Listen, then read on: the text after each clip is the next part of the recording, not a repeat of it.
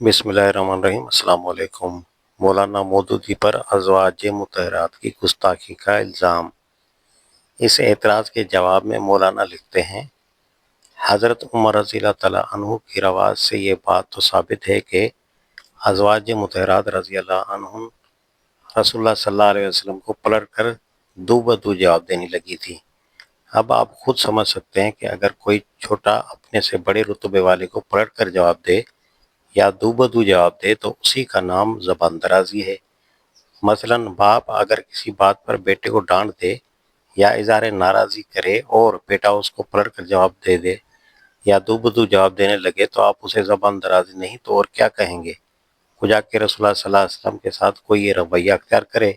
اب اگر کسی کو رسول اللہ صلی اللہ علیہ وسلم سے بڑھ کر ازواج مطہرات رضی اللہ عنہم کے احترام کی فکر ہے تو اس کا آخر میرے پاس کیا علاج ہے؟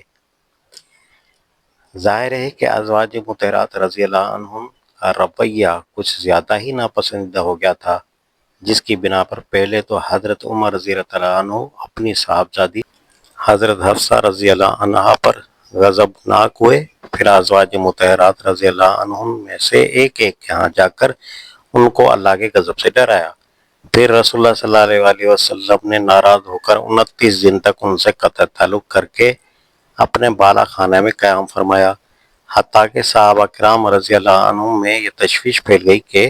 حضور صلی اللہ علیہ وسلم نے اپنی ازواج کو طلاق دے دی ہے،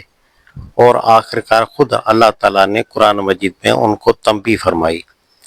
اب اگر یہ محض پلٹ کر جواب دینے یا دو بدو جواب دینے ہی کا چھوٹا سا معاملہ تھا تو یہ معترضین اللہ تعالیٰ کے بارے میں کیا رائے رکھتے ہیں کہ ذرا سی بات پر ایک آیت نازل کر دی، اور نبی کریم صلی اللہ علیہ وسلم کو کیا سمجھتے ہیں کہ آیا آپ معاذ اللہ بڑے ہی تنگ مزاج واقع ہوئے تھے کہ ذرا سی بات پر بیویوں سے اس قدر ناراض ہو گئے؟ اور حضرت عمر رضی اللہ عنہ کو کیا سمجھتے ہیں کہ ذرا سی بات پر بیٹی کو ڈانٹا اور پھر ازواج مطہرات رضی اللہ عنہم میں سے ایک ایک کے گھر جا کر ان کو خدا سے ڈراتے پھرے؟ یہ سب کچھ تو قرآن اور حدیث سے ثابت ہے، جسے صرف نقل کرنے کا میں گناہ گار ہوں۔ رہے معترضین تو انہیں بہرحال میری ہر بات پر اعتراض کرنا ہے، اس لیے میں نے فیصلہ کر لیا ہے کہ ان کی کسی بات کی طرف کوئی توجہ نہیں کروں گا جب تک چاہیں وہ اپنا نامہ اعمال سیاہ کرتے رہیں۔ رسائل و مسائل صفحہ 859 860۔ ایک اور جگہ لکھتے ہیں، اس مقام پر سوچنے کے قابل بات دراصل یہ ہے کہ اگر معاملہ صرف ایسا ہی ہلکا اور معمولی سا تھا کہ حضور صلی اللہ علیہ وسلم کبھی اپنی بیوی کو کچھ کہتے تھے اور وہ پلٹ کر جواب دے دیا کرتی تھیں، تو آخر اس کو اتنی اہمیت کیوں دی گئی کہ قرآن مجید میں اللہ تعالیٰ نے براہ راست خود ان ازواج مطہرات رضی اللہ عنہم کو شدت کے ساتھ تنبیہ فرمائی؟ اور حضرت عمر رضی اللہ عنہ نے اس معاملے کو کیوں اتنا سخت سمجھا کہ پہلے بیٹی کو ڈانٹا اور پھر ازواج مطہرات رضی اللہ عنہم میں سے ایک ایک کے گھر جا کر ان کو اللہ کے غضب سے ڈرایا؟ اور سب سے زیادہ یہ کہ رسول اللہ صلی اللہ علیہ وسلم کیا آپ کے خیال میں ایسے ہی زود رنج تھے کہ ذرا سی باتوں پر بیویوں سے ناراض ہو جاتے تھے؟ اور کیا معاذ اللہ آپ کے نزدیک حضور صلی اللہ علیہ وسلم کی تنگ مزاجی اس حد تک بڑھی ہوئی تھی کہ ایسی باتوں پر ناراض ہو کر آپ ایک دفعہ سب بیویوں سے بائیکاٹ کر کے اپنے حجرے میں عزلت ہو گئے تھے؟ ان سوالات پر اگر کوئی شخص غور کرے تو اسے لامحالہ